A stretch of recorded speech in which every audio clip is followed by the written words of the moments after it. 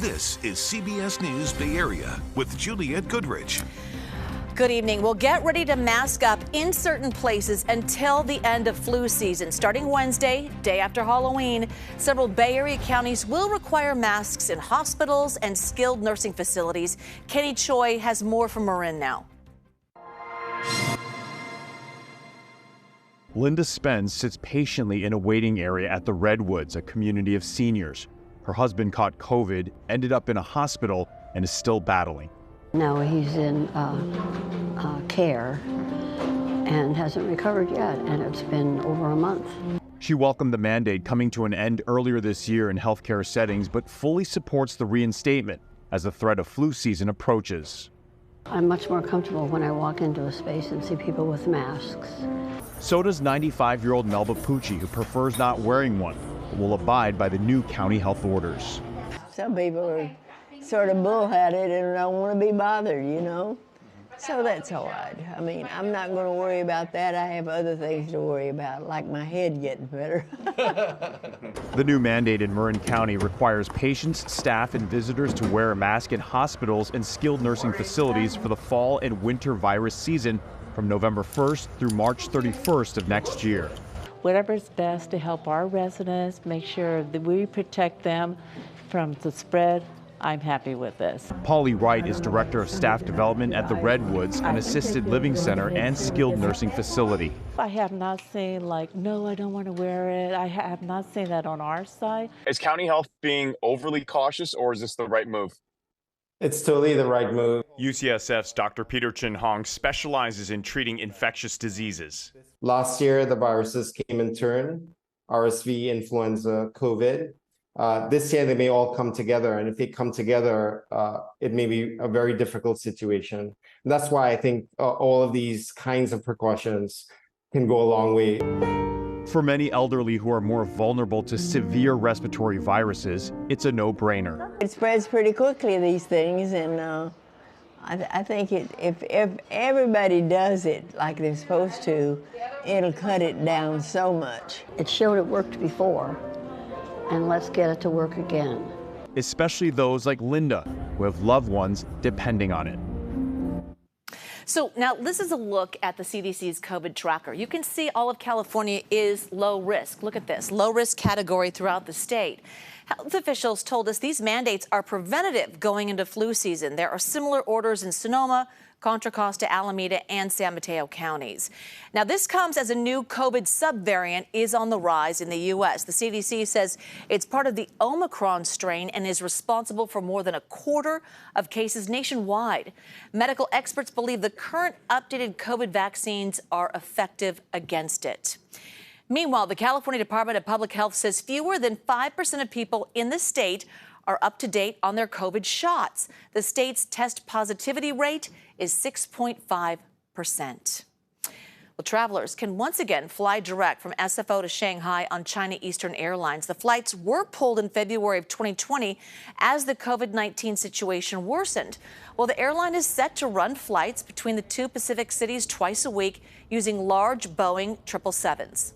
The ultimate destination is Laos. We're going to Laos, but we're going to land in China tonight. Oh. Yeah, so stay the night. Well, it's our layover. It's one of the main hubs in Shanghai, Pudong. So it's cool. Never been there. The flights are offered every Monday and Saturday.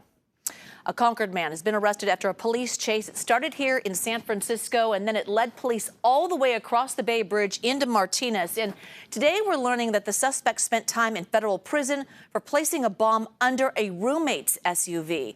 Now, this all started at St. Peter and Paul's Church in North Beach during an early evening mass. Communion had just wrapped up, and police say Daniel Garcia went up to the parishioner he didn't know, asked him for money before knocking him out.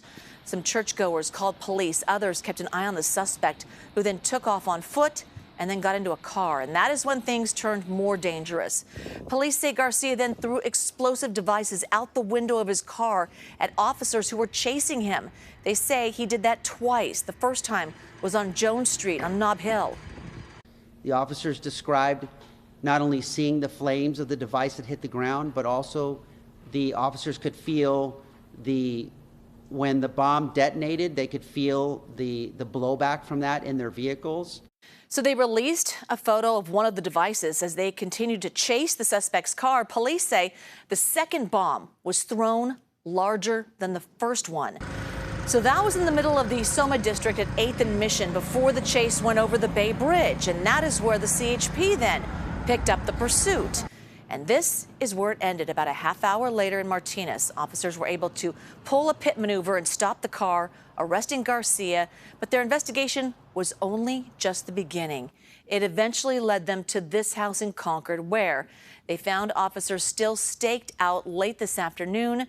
We talked to neighbors who did not want to go on camera. They were afraid to talk about Garcia, who they say was not a good neighbor. So we did a little digging of our own into his background and found a lot of criminal charges. Most significantly, a conviction from a 2011 case in Fairfield where he detonated a pipe bomb that damaged an apartment complex. So he was originally sentenced to 35 years. He got out early. This past May, he was arrested on domestic violence charges and being a felon in possession of a firearm. Garcia was actually due in court tomorrow in that case out of Contra Costa County. All right, let's get to some other stories we're following around the Bay Area. San Jose police arrested a 15-year-old boy in a hit-and-run crash that killed a pregnant woman and her baby. Police say that he was behind the wheel of a stolen car when he ran a red light and slammed into April Zoglauer's car last week. Zoglauer, a preschool teacher, died at the hospital. Now, doctors were able to deliver her son, but then he died the following day. Obviously, our detectives took this extremely seriously and didn't sleep until they identified the suspect and quickly identified a 15-year-old male. And that 15-year-old was booked into juvenile hall. Police say they are still looking for a second suspect. So Antioch is putting up $500,000 to help spruce up some blighted business corridors. In fact, Wilson Walker followed this story, and he reports the hope is that bringing customers back will help drive criminals away.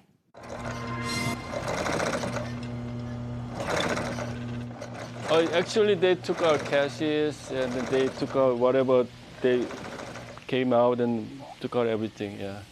It was midnight on July 4th when burglars cleared out Sung Chang's dry cleaning business. The police came at 6 in the morning. Later, police told me they are sorry. They couldn't show up right away. Not enough people. Not enough people, so we have to wait like maybe I think 5-6 hours. He did not have to wait long for the next break-in. Then another guy, about a month later, he tried to break again. It happened like third time. So I'm feeling kind of frustration here, you know. Today, this corridor stands as an iconic symbol of decades of economic decline, neglect, and disinvestment as the city bulldozed its way into southeast Antioch. Antioch Mayor Lamar Thorpe referenced the sea of empty parking lots and deserted storefronts as he announced a $500,000 fund to help businesses in places exactly like this. The idea is that sprucing things up will make shopping more appealing, more shoppers will help businesses, and deter crime. Directly help out merchants by helping the outside of their buildings look like the rest of the city and try to take it up a notch. So I called like many times to that grant program, but nobody answered me. So Chang says he reached out multiple times for other grant offerings but never got a response. And while he applauds the mayor's efforts to help business owners repair damage, he says a bigger help would be preventing the losses in the first place. Even though I applied the insurance, somehow I have to pay the many $1,000s to fix the windows. So I'm losing my money here by the safety. Yeah.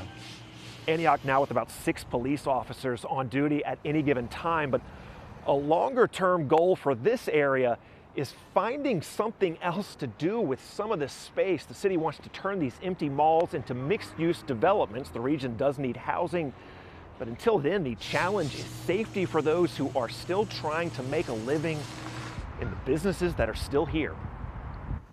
2 East Bay lawmakers asked Governor Newsom last week to send in the CHP to help patrol Antioch. About half the police force is on leave amid investigations into possible misconduct. Okay, if your evening commute involves the Dumbarton Bridge and you haven't left yet, you may need to find another way home. That's because the eastbound lanes will be closed every night this week for repaving work. The closures will last from 7 p.m. to 5 a.m. The westbound side will stay open. So to get around the closure, drivers can use the San Mateo Bridge or 237.